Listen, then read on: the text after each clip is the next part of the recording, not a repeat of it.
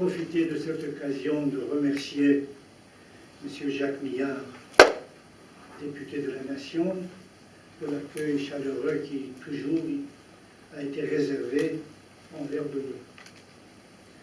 Je donne la parole à M. Jacques Millard, député de la Nation.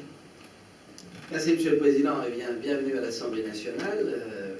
Tous les citoyens français, quelle que soit la couleur de la peau, quelle que soit leur religion, sont les bienvenus.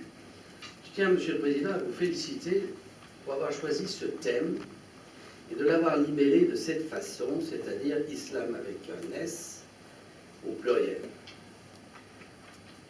Car le débat est ouvert. Mais ce débat, cher Président, il est aussi vieux que le monde. Il n'est pas tout à fait nouveau. Car il pose la question des relations entre le politique et la religion, soit au singulier, ou mieux encore, entre les politiques et les religions, au fil, bien évidemment, de l'histoire de l'humanité. Il s'est posé ce débat, ces relations entre le politique et le religieux, il s'est posé dans toutes les religions du monde. C'est une constante.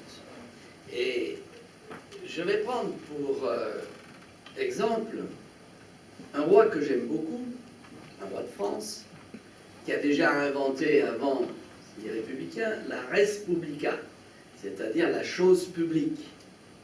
Ce roi, c'est Philippe IV le Bel, dit le roi de fer. Ses compatriotes, à l'époque, disaient qu'il était de marbre, qu'il était comme une statue, c'est-à-dire qu'il avait aussi du caractère. Et à la fin du XIIIe siècle et au début du XIV, il a eu un conflit qui restait célèbre avec le pape Boniface VIII. L'enjeu était de taille. L'enjeu, c'était la possibilité pour le roi de France de taxer ou de ne pas taxer les biens de l'Église dans son royaume. Alors Boniface, dans un premier temps, céda, c'est-à-dire qu'il accepta, après quelques remontrances, que, effectivement, le roi puisse taxer les biens de l'Église. Et puis, il s'est ressaisi. Et en 1302, le 18 novembre 1302, il proclame dans une bulle, vous savez, c'est un peu les fatwas des catholiques, il proclame dans une bulle qui s'intitule Unam Sanctam la suprématie de l'Église sur l'État, donc pour tout être humain, l'obligation de se soumettre au pontife, c'est-à-dire au pape. La réaction du roi a été directe, car le roi, il faut le savoir, avait pour conseiller ce que j'appelle des légistes, pas des juristes, pas des avocats, non, non, des légistes, c'est-à-dire des gens qui ont une conception de ce qu'est l'État et de ce qu'est l'intérêt général. Et donc le roi, après avoir obtenu, sans doute avec un peu de pression, le soutien des évêques de France et surtout de l'Assemblée des bourgeois à Paris, donc il envoie son légiste Guillaume de Nogaret avec une petite armée en Italie pour s'emparer du roi à Anagni, qui était la résidence d'été du pontife. L'affaire tourne à court, il y a eu un incident, il y a eu des polémiques, relayées bien sûr par les médias de l'époque, France des Infos, et c'est quand même le roi qui eut le dernier mot, et que le roi depuis lors, selon la fameuse formule, était empereur en son royaume et taxa les biens d'Église, et le pape recula. Alors, depuis ce temps-là, qui est d'ailleurs, je vous le dis, acté dans un célèbre tableau qui est à la salle des conférences dans cette assemblée, la France a toujours poursuivi sur la même logique, à savoir que le pouvoir temporel ne sauterait être brimé par le pouvoir spirituel de la papauté. Et bien sûr, après la Révolution, tout cela a été acté en 1905, le 9 décembre, dans cette fameuse loi de séparation des églises et de l'État.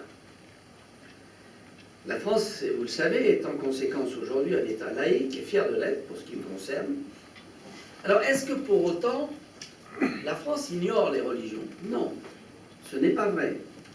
En réalité, c'est tout le contraire. C'est que cette loi de 1905, ce n'est pas une loi qui va rejeter les religions. C'est une loi qui sacralise la liberté de conscience. C'est-à-dire la possibilité pour chacun d'entre nous de choisir sa religion, d'en changer s'il estime devoir le faire, ou de ne pas en avoir.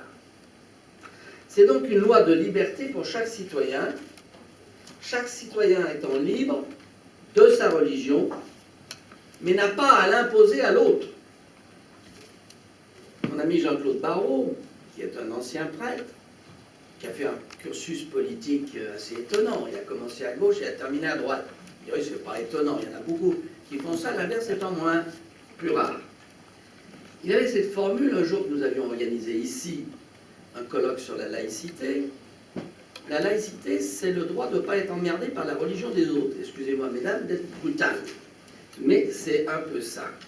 C'est-à-dire que chacun a sa religion, ne l'impose pas aux autres, respecte la religion des autres et exprime sa religion comme il l'entend. Donc, j'insiste, parce qu'il y a souvent une mauvaise donne à ce propos. La loi de 1905 n'a pas eu pour effet de bannir les religions du paysage. Que je sache, aucune église n'a été détruite avec la loi de 1905, alors que sous la Révolution, ça avait été un peu plus violent. Aucun temple n'a été détruit et aucune synagogue n'a été détruite. Donc, elle vit toujours, la société et l'État, en symbiose avec ces religions ou l'absence de religion pour ceux qui le veulent. Mais il est clair qu'elle pose un point central. C'est que la loi républicaine, qui peut être inspirée par des spiritualités, par des convictions religieuses lorsque les députés votent ou ont quelque chose en tête, n'est pas inspirée directement par une religion ou une autre, mais résulte du vote du Parlement élu au suffrage universel. Donc, c'est un point majeur. C'est un point majeur. C'est-à-dire que ce n'est pas comme dans d'autres États où vous allez avoir à chaque loi un rappel de la loi divine, voire même à chaque président qui est élu et qui est intronisé, qui est installé, où on jure sur une Bible ou sur tout autre texte sacré.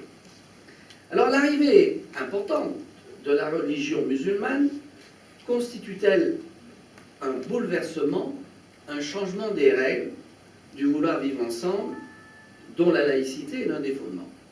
Je ne le crois pas. Mais il y a une condition. C'est que les choses doivent être claires entre nous. C'est-à-dire que, bien évidemment, il est évident que les lois de la République sont les lois de la République. Et que ce n'est pas à la République à s'adapter aux religions, mais aux religions à s'adapter à la République.